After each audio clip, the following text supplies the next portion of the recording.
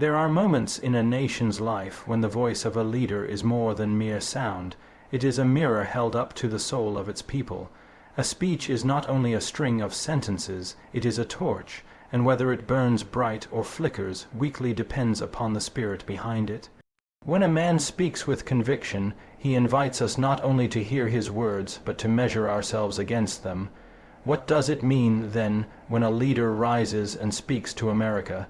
It means, first, that we are reminded of our inheritance. A country is not built in a day. It is built upon the bones of sacrifice, upon faith in principles, upon trust that the truth, though often costly, will outlast the clever lie.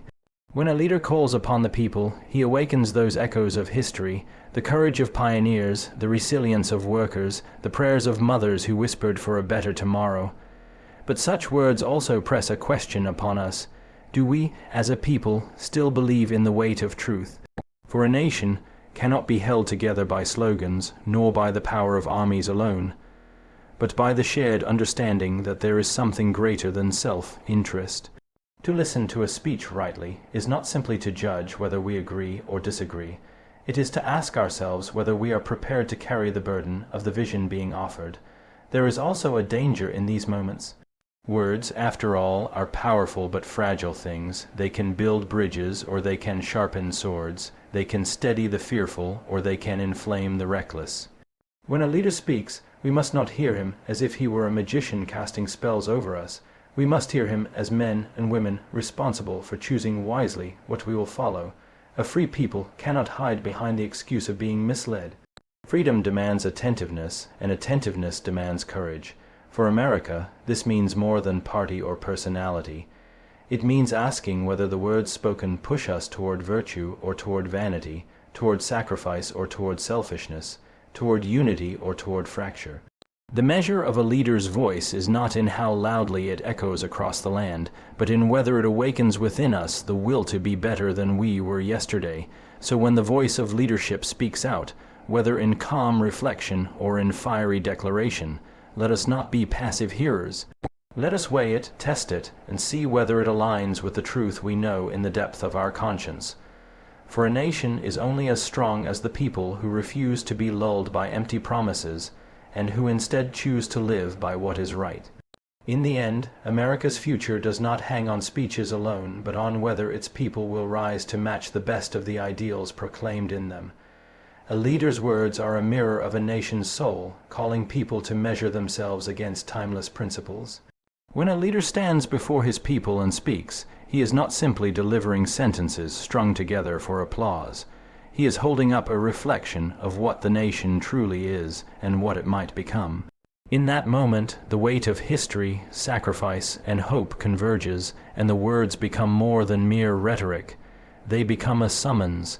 Citizens hear not only the voice of the individual, but the echo of their own conscience asking if they are living up to the ideals they claim to cherish. It is easy to cheer or to jeer, to agree or to oppose. But the deeper work is in the reflection, in asking whether we as a people are measuring ourselves rightly against the standard of truth, justice, and virtue. The mirror held by a leader's voice is not always flattering. Sometimes it reveals weakness, division, and apathy. Yet this is precisely its power, for a nation unwilling to see its blemishes cannot hope to grow stronger. When leaders speak with conviction, they awaken echoes of past generations who endured trials for the sake of freedom and planted seeds of faith in soil they would never live to harvest. Such moments remind us that words can call forth courage, stir gratitude, and renew responsibility. A nation that listens rightly will not consume speeches like entertainment, but will allow them to test the heart, to weigh the character of its people, and to ignite the determination to live up to the better story of who they are meant to be. America's strength rests not on slogans or armies, but on shared truth and sacrifice. A nation may be defended by weapons and enriched by wealth, but if it loses the binding force of common conviction, it begins to unravel from within. The strongest walls will crumble if the hearts behind them are hollow. Slogans may rouse momentary enthusiasm, yet they fade as swiftly as the wind that carries them. Armies may deter enemies abroad, but they cannot mend the fractures of distrust within. What truly endures is the unseen bond of truth embraced together and the willingness to sacrifice for something greater than oneself. Truth has always been the foundation of freedom, for without it, liberty turns into license and unity collapses into chaos. Sacrifice has always been the cost of greatness, for no generation inherits peace or prosperity without someone before them choosing to give up comfort for the sake of the future. These are the pillars that make a nation strong, and when leaders speak, their words are meaningful only if they point the people back to this deeper strength. America was not built by easy phrases or by the sheer force of might, but by the steady conviction that justice mattered, that right was worth defending, that freedom demanded responsibility. If these principles are forgotten, no arsenal will save the republic, and no clever catchphrase will preserve its soul. The question for a people is not whether they can repeat the slogans of the day or boast of their power, but whether they are willing to live with integrity, to carry burdens not their own, and to uphold the truths that form the foundation of lasting unity. Words can unite or divide, steady or inflame. Citizens must choose wisely what they follow. A single sentence can lift weary hearts or drive a wedge between neighbors, depending on the spirit behind it and the ears that receive it. Throughout history, entire movements have risen from the spark of a phrase, yet just as easily, hatred and fear have been fanned by careless or cunning speech. This is why words carry a weight far beyond their sound. They shape the imagination of a people and direct the path of their common life. When words are used to remind a nation of its higher calling, they gather scattered hearts into a shared purpose. They speak to the noblest parts of the human spirit, urging men and women to rise above selfish desires and to build together. Yet, when words are twisted into weapons, they leave scars that no army can heal and spread division that no treaty can erase. The responsibility, therefore, does not lie with leaders alone. Citizens cannot be passive listeners who absorb whatever is spoken. They must discern carefully what they allow to take root within them. To follow blindly is to surrender freedom, for the health of a democracy depends not only on the eloquence of its leaders, but on the vigilance of its people. Every word heard is a choice presented. Will this be fuel for bitterness or a seed for unity, a call to anger or a call to courage? A people who take words lightly will find themselves tossed by every wind of rhetoric, but a people who weigh words with wisdom will not be easily deceived, nor easily divided. Freedom demands attentiveness. A free people cannot excuse themselves as being misled. Liberty is not a gift that once received can be forgotten. It is a trust that must be guarded every day with open eyes and steady hearts. When citizens claim the right to govern themselves, they also accept the duty to listen carefully, to weigh truth against deception, and to stand firm when falsehoods seek to disguise themselves as wisdom. The strength of freedom is not found in its ease but in its discipline, for those who live under tyranny can always claim they were compelled, but those who live in liberty must answer for the choices they make. To say one was misled is to admit one was careless, unwilling to test the words spoken, or too eager to embrace comfort over truth.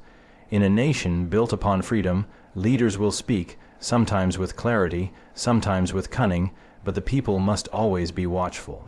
Attentiveness is the shield of democracy, for without it, the public becomes a crowd easily swayed, easily deceived, and easily divided. The health of a republic rests not merely in the laws written on paper, but in the vigilance of those who read, listen, and act with discernment. Each generation must guard against the temptation to drift into complacency, for complacency is the quiet enemy of freedom. To live in liberty is to accept the lifelong task of discernment, of separating noise from meaning, of demanding substance over spectacle. A people who are attentive preserve their dignity, because they refuse to be treated as followers without thought, and they refuse to hand over responsibility for their future to the loudest voice of the moment. The true measure of leadership is whether it awakens virtue, unity, and responsibility. Within the people, a leader may impress with grand promises, stirring phrases, or displays of power, but these are shallow if they do not stir the soul of a nation towards something higher. Real leadership does not simply command. It calls forth what already lies dormant within the hearts of men and women, urging them to rise above selfish ambition and to act with courage and integrity. A society cannot thrive when its citizens are content to remain passive, waiting for others to shape their destiny. It thrives when its people are inspired to embody the very values that make freedom meaningful. Unity does not mean uniformity, nor does responsibility mean blind obedience, but both require a shared willingness to place the common good above narrow self-interest. When leaders speak in ways that summon people to such commitments, their words leave a mark that outlasts the moment. Virtue is awakened when individuals choose honesty over deceit, service over apathy, and justice over convenience. Unity is awakened when differences, though real, are not allowed to dissolve the bonds of belonging. Responsibility is awakened when people stop asking only what they are owed and begin asking what they can give. A leader who can awaken these qualities does more than govern. He cultivates the soil from which generations to come will draw strength. History remembers not the loudest voices, but the voices that stirred nations toward their best selves. The weight of true leadership lies not in how many obey, but in how many are transformed, not in the reach of authority, but in the depth of influence that lifts people toward the light rather than leaving them in the shadows.